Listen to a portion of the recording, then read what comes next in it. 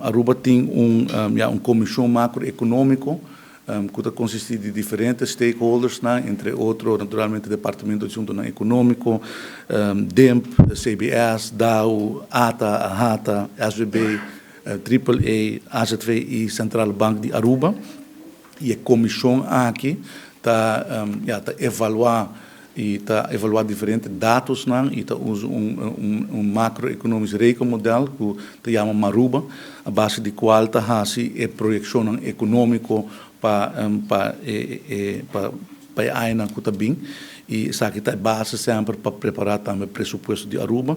A frequência está 2 vezes por ano, sempre põe rond de maio e rond de novembro, economic outlook está sali.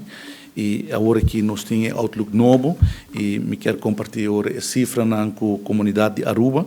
O sistema está baseado em diferentes assumptions, depois a comissão está naturalmente está projeção, mas está projetar aqui que está desenvolvendo para poder chegar na projeção de crescimento econômico. E está usa, por exemplo, a projeção de stay-over visitors, dus quanto turista está quedando na Aruba, quanto turista está bem via cruzeiro, que está gasto do governo e está assim diferente projeção. Então compartilhar alguns slides com a comunidade por WAC também, pois está assumptions não está que vai crescimento de turismo, de stay-over tourists, para tanto em 2026 como 2027.